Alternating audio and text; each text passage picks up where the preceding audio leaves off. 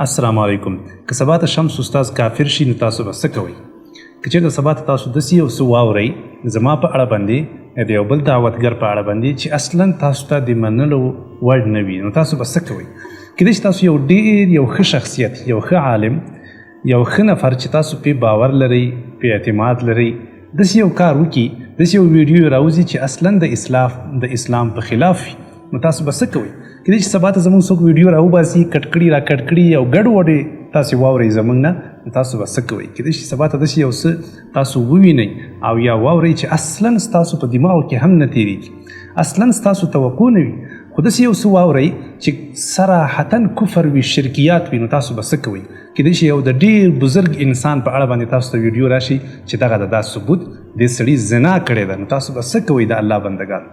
قدرمنو ځوانانو، دا ډېره مهمه موضوع ده. نن سبا خلک دي د بعضې خلکو ویډیوګانې یا کلیپونه راخلي او نشر کوي، بیا وایي دغه د اسلام، دغه د دین. ګورئ، موږ تاسو اسلام په خلکو باندې باید ونه پیژنو. اسلام لطفا مه په ما باندې پیژنئ او مې په یو بل عالم باندې پیژنئ.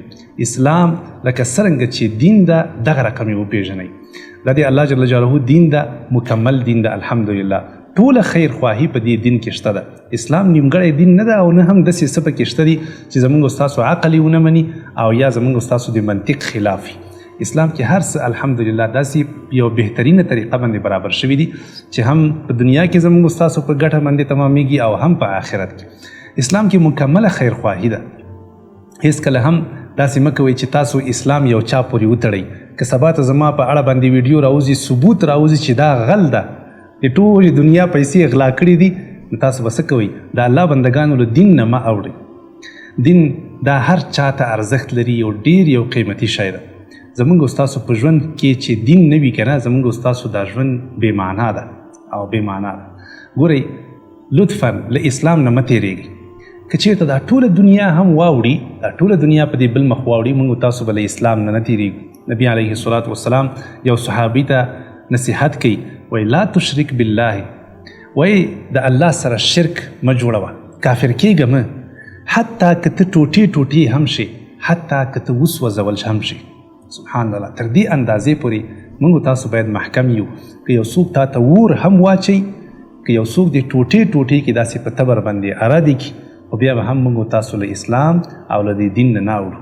دا خو لا پرېږده چې د یو چا په وجه باندې موږ تاسو له دین نه متنفره شو، نعوذ بالله. که د دنیا بهترین خلک، که د ټولې دنیا ملایان دا د اسلام په خلاف شي، بیا به هم موږ تاسو د دین نه نه اوړو او نه به دا وایو چې دا دین ناحقه دین ده، نعوذ بالله. دا دین والله حق دین ده او په دې کې ټولې ښې خبرې دي، صحیح خبرې دي. هېڅکله هم په دې دین کې غلطې او خرابې خبرې نشته. که نن سبا ځینې خلک د دین د بدنامي کوشش وکړي، موږ تاسو به داسې نه کوو چې دین بدنامه کړو.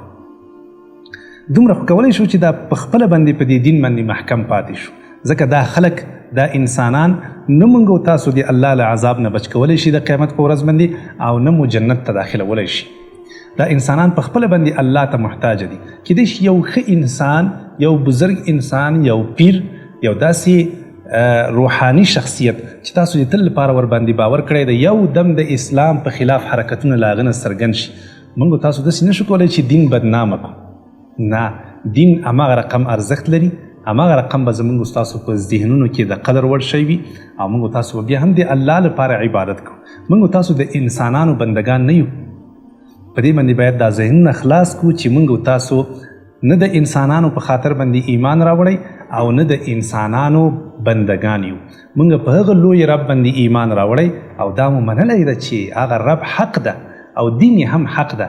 اسلام الحمدلله یو حق دین ده او یوازینی د نجات لاره ده. نو لطفا که چیرته سبا زه بدنامه شو، یا بل یو لوی شخصیت بدنامه شو، یا یو مکمله ټولګۍ، یو ګروپ، یو جماعت، یو پارټي راجیږه شوه او د اسلام په خلاف یې داسې کارونه وکړل چې اصلا د منلو وړ نه دي، تاسو به داسې نه کوئ چې اسلام نه الله مکړه تیر شئ او اسلام پرېږدئ یا داسې خبرې وکئ چې انسان په هغه باندې کافر کیږي. نه، اسلام په دې باندې بیا هم موږ کلک درېږو که دا ټوله دنیا د اسلام په خلاف وي، ځکه اسلام دا حق دین ده او اسلام کې کمی او نقصان او نیمګړتیاوې نشته ده. دا خبره په خلاصو غوږونو باندې واورئ.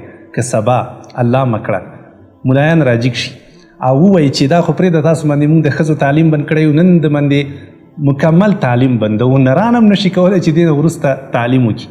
نو موږ تاسو به داسې نه وایو چې دا وګوره دا اسلام ده. نه، دا اسلام نه ده. اسلام الحمدلله د تعلیم خلاف نه ده او نه هم زمونږ استاسو د غوښتنو خلاف ده. اسلام زمونږ استاسو د فطرت دین ده. اسلام معقول دین ده، منطقي دین ده. که خلک غلط کارونه کوي دا په دې معنا نشو چې اسلام ملامت ده، دا به خپله هغه خلک ملامت وي. که زه غلط کار کوم زه ملامت یم. که یو انسان غلط کار کوي شخصا دا د هغه نیمګړتیا ده، دا د هغه کمزوري ده. موږ او تاسو به له هر چا نه ښې خبرې اخلو، ښه معلومات به حاصلوو، په هغه باندې به مخکې ځو.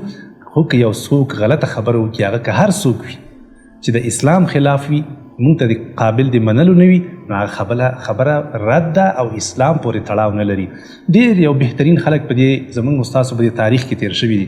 کله به چې یوه قضیه ورته راغله چې ده ته به معلومات نه وو، ښه کوشش به پکې وکړه، دقت به پکې وکړه، بیا به خبره معلومات به خلکو ته ورکړل، خو په آخره کې به وویلې چې دا زما معلومات دي.